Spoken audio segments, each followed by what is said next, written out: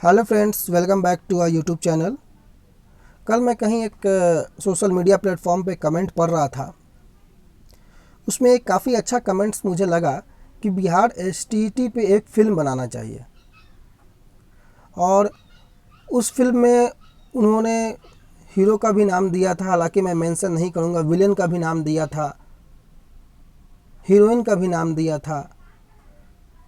लेकिन वाकई में बिहार एसटीईटी जो है, अगर उस पर फिल्म बनाई जाए तो कहीं ना कहीं 2-2.5 घंटे का तो फिल्म नहीं, 2-2.5 दिन का फिल्म ज़रूर बन जाएगा और वो पर्दे पे बहुत हाईलाइट भी होगा। अब हम चलते हैं अपने मुद्दे की ओर। बिहार एसटीटी से संबंधित जो कुछ भी खबर निकल कर के आती है वो झटके में तमाम अभ्यर्थियों के तक पहुंच जाती है। इतना तेज हो गया है सोशल मीडिया आज के समय में कि आपके पास वो खबर पहुंचने में तनिक भी देरी नहीं होती है। चाहे वो यूट्यूब के माध्यम से पहुंचे, फेसबुक के माध्यम से पहुंचे या कहीं कोई भी अन्य सोशल मीडिया प्लेटफॉर्म के माध्यम से पहुंचे, आपके तक तुरंत पहुंच जाती है। कल रात में जब वो खबर ब्रेक हुआ, बिहार एसटीटी कोर्ट केस वाला, ऑर्डर वाला, तमाम विद्यार्थियों के मन में एक तरह से भूचाल आ गया। और आज इस वीडियो में हम लोग यही बात करेंगे। जो भी आपके प्रश्न थे, और कल से लेकर के आज तक मेरे पास लगभग 100 से ज़्यादा कमेंट्स और ईमेल आ चुके हैं कि बिहार एसटीटी जो केस का जो ऑर्डर आया है उसको लेकर के आगे के क्या भविष्य की संभावनाएं हैं। इस वीडियो में हम लोग बात करेंगे कि केस से नुकसान कितना हुआ है और नुकसान जेन्युइनली किसको होता है। दूसरा प्रश्न, जो मेन प्रश्न था, ये था कि एसटीईटी की री एग्ज़ाम फिर से देनी पड़ सकती है क्या। ऐसी संभावनाएं बन रही हैं कि एसटीईटी की री एग्ज़ाम फिर से देनी पड़ सकती है। और सबसे बड़ा सवाल कि क्या रिज़ल्ट नवंबर या अक्टूबर लास्ट में आ पाएगा, जिसकी संभावना पहले व्यक्त की जा रही थी। इन तमाम मुद्दे को लेकर के आज हम लोग बात करेंगे और इस चीज़ के कन्फ्यूजन को दूर करेंगे कि जो कन्फ्यूजन मार्केट में क्रिएट किया जा रहा है या जो कन्फ्यूजन कोर्ट केस के माध्यम से आप तक पहुंचाया जा रहा है, आप लोग भी कन्फ्यूजन, उसमें सच्चाई भी है या केवल झूठ है। वीडियो शुरू करने से पहले आपसे रिक्वेस्ट होगा कि आप इस वीडियो को अंत तक ज़रूर देखें, चाहे आप किसी भी सब्जेक्ट्स के हैं। अब हम शुरू करते हैं केस को लेकर के। देखिए, केस किसी भी परीक्षा में मेरे हिसाब से तब तक सही नहीं है जब तक कि आपके साथ घोर अन्याय ना हो। और इस वीडियो को बनाने के पहले मैं ये स्पष्ट कर दूं कि मैथमेटिक्स वालों से हमारा कोई द्वेष नहीं है, वो भी हमारे भाई बंधु हैं। हम उनके साथ हैं, उनके साथ हमारी सिंपैथी है, उनके साथ जेन्युइनली जो है वो गलत हुआ है। उनके साथ क्या, बाकी किसी भी शिफ्ट के साथ जिनके प्रश्नों का स्तर उलट फेर था, उनके साथ गलत हुआ है, ये मैं एक्सेप्ट करता हूँ।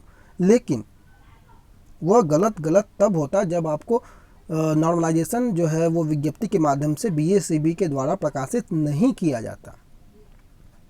आप इंतज़ार कर सकते थे कि नॉर्मलाइजेशन में आपके मार्क्स में क्या बढ़ोतरी हो रही है। अगर बीएसीबी ने 16 तारीख को नॉर्मलाइजेशन का विज्ञप्ति निकाला तो कहीं ना कहीं बीएसीबी के मन में भी ये था कि उनके द्वारा जो सेट किया गया प्रश्नों का स्तर है वो कहीं ना कहीं काफ़ी उलटफेर है, ऊपर नीचे है। तभी जाकर के बीएसीबी ने 16 तारीख को विज्ञप्ति निकाला। लेकिन विद्यार्थियों के द्वारा केस किया गया। देखिए, आजकल ये केस जो है ना, ये 4 वर्ड्स हैं इसमें, लेकिन बहुत ज़बरदस्त इफ़ेक्टिव है। किसी भी परीक्षा, आप पिछली बार जनवरी की परीक्षा को ले लीजिए। जनवरी की परीक्षा अगर भेंट चढ़ा तो उसी कोर्ट केस के बदौलत भेंट चढ़ा। 2.5 लाख विद्यार्थियों का भविष्य इसमें टिका हुआ है। मैं देखता हूँ कि विद्यार्थी कितने एक्टिव होते हैं, कितने इंतजार करते रहते हैं रिजल्ट का, आंसर की का, कोई न्यूज़ का, कोई अपडेट का। अब आज से तो विद्यार्थी इंतजार करेंगे कोर्ट केस अपडेट क्या है। खैर, ये तो अलग बात हो गई। अब इससे नुकसान क्या होता है। देखिए, केस से कहीं ना कहीं उन अभ्यर्थियों को नुकसान होता है जिन्होंने मेहनत करके एग्जामिनेशन में कुछ अच्छे मार्क्स गेन किए हैं, अपनी भविष्य की संभावनाओं को वो देख रहे हैं। केस जनरली वैसे लोगों को नुकसान देता है जो ईमानदारी से मेहनत करते हैं और रिजल्ट रुक जाता है। मैं ये नहीं कह रहा हूँ कि जिन्होंने केस किया वो ईमानदारी से मेहनत नहीं करते हैं, वे भी करते हैं। लेकिन कहीं ना कहीं मेरे हिसाब से आपको थोड़ा इंतज़ार कर लेना चाहिए था। स्पेसिफिक इस वीडियो में किसी का नाम नहीं लेना है और आपसे भी रिक्वेस्ट होगा कि कमेंट बॉक्स में भी स्पेशल इंडिविजुअल किसी भी चैनल का, किसी भी व्यक्ति का नाम लेकर के आप किसी पे टारगेट ना करें। मैं ऐसा देख रहा हूँ कई जगहों पर डायरेक्ट नाम लेकर के टारगेट किया जा रहा है। मेरे हिसाब से वो कुछ हद तक ठीक नहीं है। आप अपनी बातों को रखो, फ्रीडम ऑफ एक्सप्रेशन सभी के पास है, लेकिन आप किसी इंडिविजुअल को टारगेट मत करो। टारगेट करके कहीं ना कहीं या तो आप उन्हें और पब्लिसिटी देते हो या तो उनके काम को और आप मार्केट में उजागर करते हो। आप अपनी बातों को रखो, बाकी जो जनता है, जो व्यूवर्स है, जो लिसनर्स है, वो अपने आप में इस चीज़ को समझ लेंगे कि सही क्या है, गलत क्या है। अब कुछ लोगों का कहना था कि क्या एसटीईटी एग्जामिनेशन फिर से देना पड़ सकता है। साहब 28 जनवरी को तो यही हुआ। मई में रिजल्ट की संभावनाएं प्रतीत हो रही थी। बीएसईबी के द्वारा रिजल्ट का डेट भी अनाउंस कर दिया गया, लेकिन एकाएक एक दिन के अंदर में क्या होता है कि रिजल्ट डेट ख़त्म और एग्जामिनेशन रद्द। बीएसईबी आगे क्या करता है इसको कोई अनुमान नहीं लगा सकता है। लेकिन यह केस और पिछली बार का केस में क्या डिफरेंस है, कुछ ना कुछ डिफरेंस है।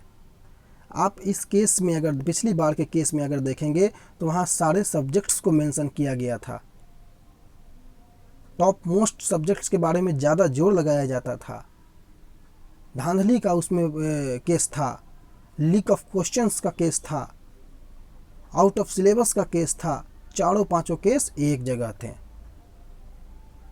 इस बार के जो केस का जो डाटा आया है, जो ऑर्डर आया है, उसमें आप देख सकते हैं स्पष्ट रूप से यह लिखा हुआ है कि यह जो केस है वह स्पेशल मैथमेटिक्स वालों के ही इसमें उद्देश्य से यह दिया गया है, केवल मैथमेटिक्स वालों के। और उसमें मैथमेटिक्स वालों का डेट भी मेंशन किया गया है कि कौन से डेट में उनका एग्जामिनेशन हुआ था, कौन से डेट में प्रश्न का लेवल हाई था। तो जो विद्यार्थी यह कह रहे हैं कि क्या एसटीईटी री एग्जामिनेशन फिर से देना पड़ेगा, उनके लिए मैं यह बता दूं कि हालांकि डिपेंड करता है बीएसईबी के ऊपर, बिहार बोर्ड के ऊपर, सरकार के ऊपर कि उनका मंसूबा क्या है। लेकिन अभी तक के हालात को देखते हुए, अनुभव के आधार पर मैं यह कह सकता हूं कि ऐसा नहीं होने वाला है कि तमाम सब्जेक्ट्स वालों को री एग्ज़ाम फिर से देना पड़े,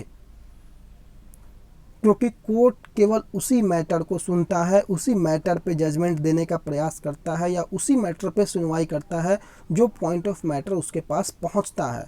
वो दाहिने बाएं नहीं जाता है। अगर आपने ऑल सब्जेक्ट मेंशन नहीं किया है तो कोर्ट कभी भी ऑल सब्जेक्ट्स के ऊपर ध्यान नहीं देगा। जो आपने मेंशन किया है, जो वस्तु स्थिति कोर्ट के सामने आपने रखी है, जो लोग कोर्ट कवर करते हैं, आप उनसे मिलें, आप उनसे पूछें। आपके अगल बगल कोई अधिवक्ता है तो आप उनसे पूछें। मैं यह बात आपको बता रहा हूँ बात करने के बाद।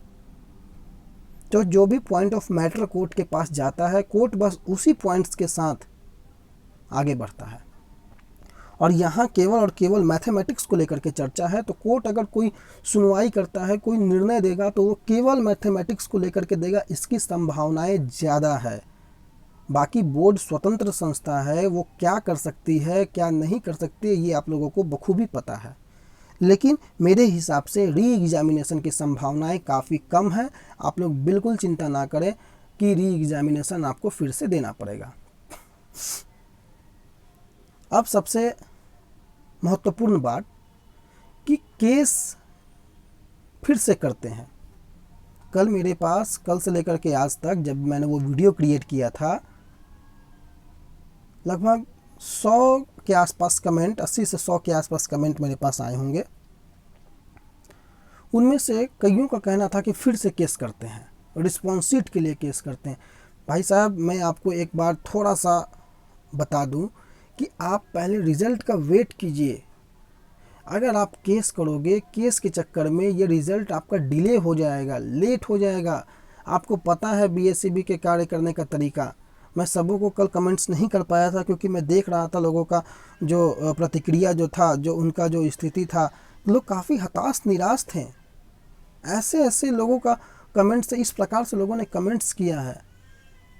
आप चाहें तो कमेंट सेक्शन में जाकर के देख सकते हैं कि लोगों का फ्रस्ट्रेशन किस प्रकार से निकल रहा था। और जो केस करने वाले हैं उनसे मैं रिक्वेस्ट करूंगा कि अभी आप कुछ दिन वेट करें। अगर आपके साथ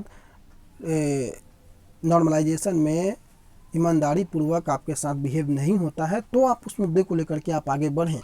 लेकिन फ़िलहाल मेरे अकॉर्डिंग आप इंतज़ार करें।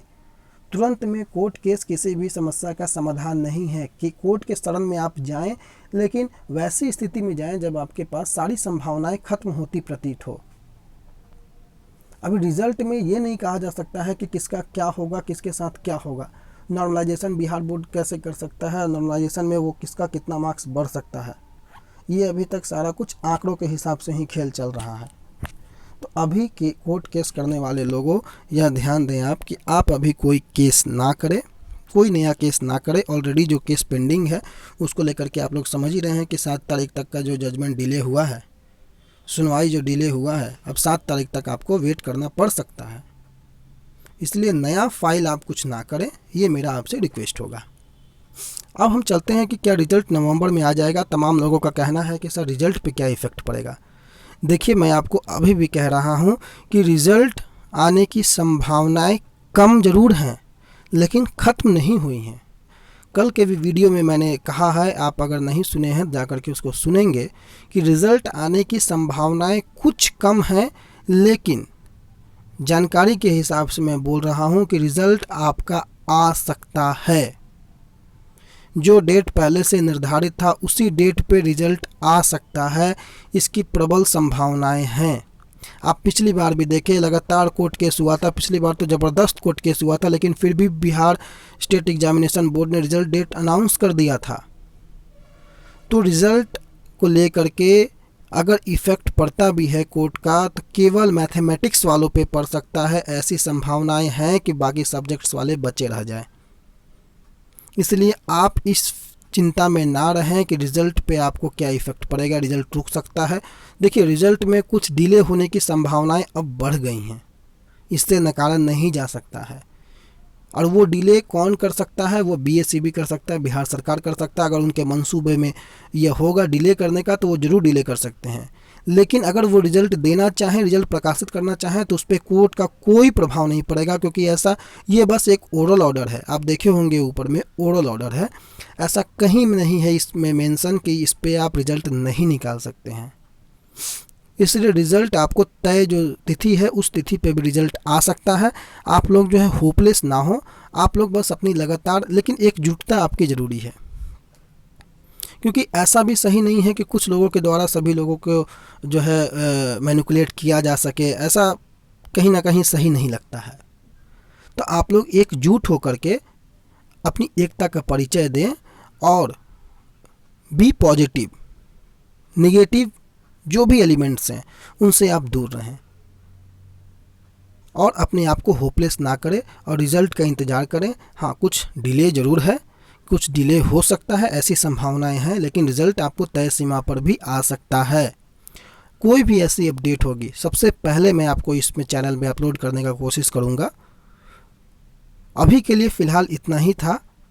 और एक रिक्वेस्ट जाते जाते आप सबों से करूँगा कि देखिए, केस जो है कहीं ना कहीं डिमोरलाइज करने का एक प्रयास है वैसे स्टूडेंट्स को जो मेहनती हैं।